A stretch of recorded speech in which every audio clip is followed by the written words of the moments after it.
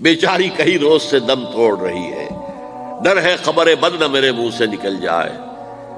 تقدیر تو مبرم نظر آتی ہے ولیکن پیران کلیسا کی دعا ہے کہ یہ ٹل جائے۔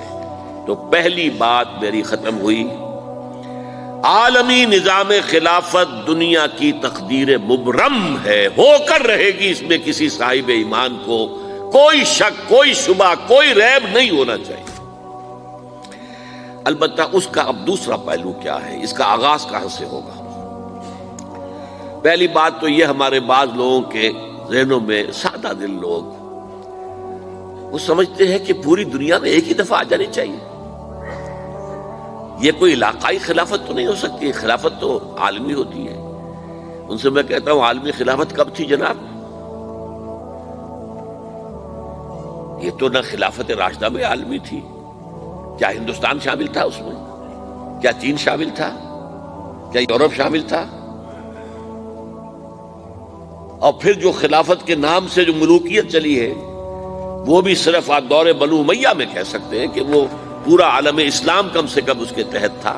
بعد میں خلافت عباس، بنو عباس میں، اور فاطمیین کی خلافت میں، اور آل عثمان جو ہیں آٹومان ٹرکس کی خلافت میں ٹکڑے تھے، اس سے بکھرے تھے، کوئی مانتا تھا، کوئی نہیں مانتا تھا۔ اور سب سے بڑی بات یہ، اگر ایک دم پوری دنیا پر خلافت قائم ہو سکتی تو حضور کے دست مبارک سے ہوتی، لیکن نہیں ہوئی۔ نتیجہ کیا نکلا؟ ایک ملک میں حضور نے قائم کر دی، جزیرہ نما عرب، یہاں خلافت قائم ہو گئی، حضور خلیفہ ہے۔ اس کے بعد آپ کے خلفائے راشدین نے پھر اس کو وسعت دی، شرقاً غرباً شمالاً۔ 3 کالمز نکلے ہیں فوجوں کے، صحابہ کرام کے، 3 کالمز، ایک ایسٹ ورڈ، ایک ویسٹ ورڈ، ایک نارتھ ورڈ۔ ایک عراق کو فتح کرتے ہوئے ایران میں پہنچ گیا، خراسان تک چلا گیا۔ ایک شام کو فتح کرتے ہوئے اور پھر سینائی پیننسولا سے ہو کر افریقہ میں داخل ہوا اور اٹلانٹک تک پہنچ گیا۔ تیسرا سیدھا شمال میں گیا، لیکن یہ زیادہ دور نہیں جا سکتا تھا، کوکیشین ماؤنٹینز آ گئے، کوہ قاف۔ اس زمانے میں تو یہ یوں سمجھیے کہ امپیسیبل تھا نا، کوہ قاف، لہذا وہاں آ کر رک گیا بابا۔ اب بھی یہ ہوگا، کسی ایک جگہ سے شروع ہوگا پھر پھیلے گا، اس کے سوا کوئی چارہ کار ہے ہی نہیں۔ اگر ہر جگہ پوری دنیا میں ایک ہی وقت میں ہو سکتا تو حضور کے دست مبارک سے ہوتا صلی اللہ علیہ وسلم۔ اب وہ نقطہ کون سا ہوگا، نقطہ آغاز کون سا ہوگا؟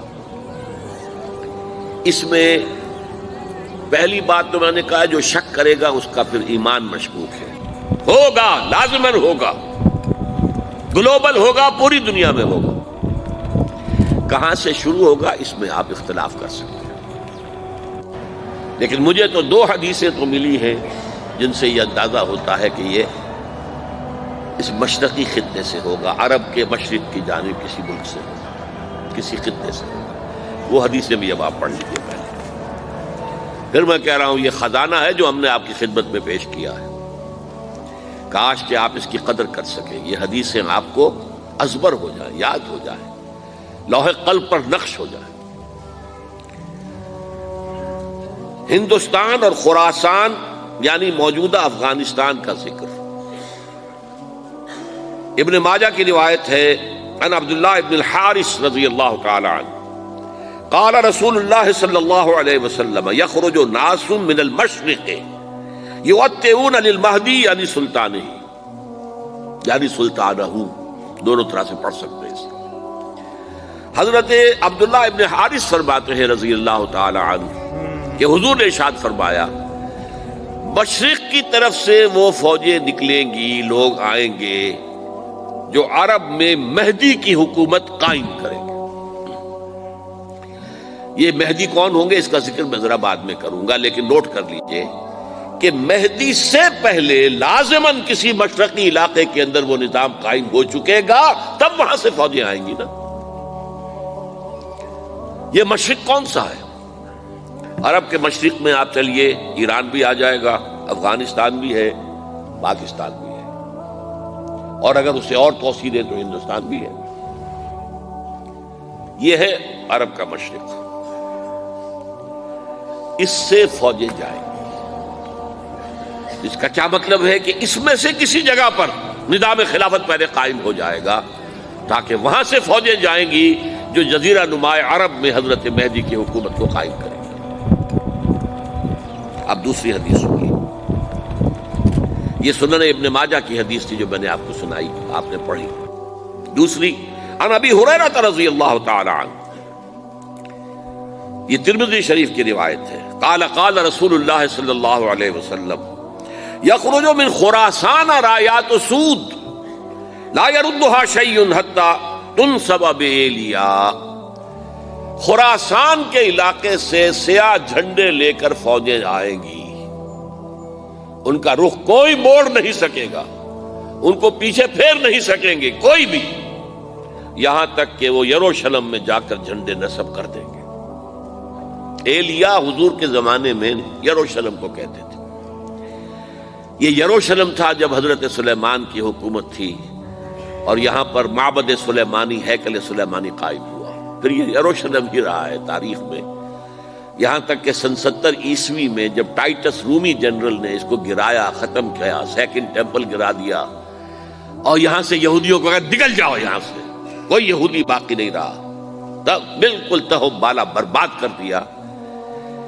اس کے کوئی 150 سال بعد ہیڈریان، رومن ایمپرر ہیڈریان، اس نے پھر دوبارہ آباد کیا اس شہر کو۔ 150 سال تک یہ بالکل بنجر اور بالکل غیر آباد پڑا تھا۔ اب ہیڈریان نے جب آباد کیا تو اس کا نام ایلیا رکھا، اب یروشلم نام نہیں تھا، تو حضور کے زمانے میں پھر اس کا نام ایلیا تھا۔ اور اب اس سے کیا معلوم ہو رہا ہے کہ یہ یروشلم مسلمانوں کے قبضے سے اس وقت نکلا ہوا ہوگا، ایک دفعہ پہلے نکلا تھا، سن 1099 عیسوی میں مسلمانوں کے ہاتھ سے نکلا، کروسیڈرز عیسائیوں نے آ کر اس کو قبضے میں کیا، لاکھوں مسلمانوں کو مارا، قتل کیا۔ اس کو 1187 عیسوی میں واپس لیا ہے، کس نے لیا ہے؟ صلاح الدین ایوبی کرد۔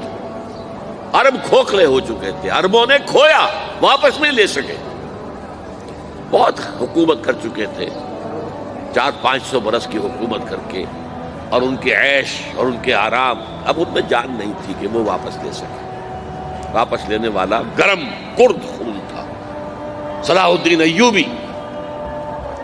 تو گویا کہ اب آپ سمجھئے کہ 88 برس تک عیسائیوں کا قبضہ رہا یروشلم۔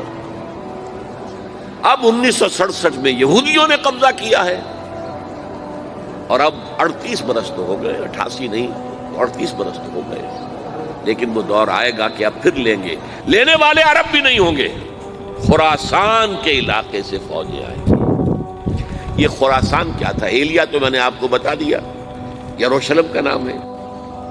خراسان اس زمانے میں ایک بہت بڑے ملک کو کہتے تھے، کچھ حصہ پاکستان کا بھی اس میں شامل ہے، کچھ حصہ ایران کا بھی ہے، ایران کے اس حصے کو اب بھی خراسان کہتے ہیں، وہ ایک صوبہ ہے، خراسان ایک صوبہ ہے ایران کا چھوٹا سا۔ پاکستان میں خاص طور پر یہ جو علاقہ مالا کنڈ ایجنسی کہلاتی ہے، اس سے اوپر جتنا علاقہ ہے، اور یہ جو واخان کی ایک پٹی آتی ہے اوپر، واخان افغانستان کی ایک پٹی سی دم سی چلی آتی ہے جو جا کر چائنا کی سرحد سے مل جاتی ہے، یہاں سے لے کے یہاں تک یہ جو مالا کنڈ کا وہ درہ ہے اور پہاڑ ہے، یہ بھی خراسان کا حصہ ہے۔ باقی تقریباً 2/3 آف افغانستان ساؤدرن حصہ نہیں ہے خراسان کا حصہ، یہ سیستان کہلاتا تھا، یہ خراسان نہیں ہے، لیکن یہ کہ اوپر کا 2/3 آف افغانستان، اور اس کے ساتھ یہ جو عرب، جو اب یہ ترک ممالک آزاد ہوئے ہیں سوویت یونین کی ڈسولوشن کے ساتھ، یہ سارا علاقہ کہلاتا ہے خراسان بزرگ، دی گریٹ خراسان۔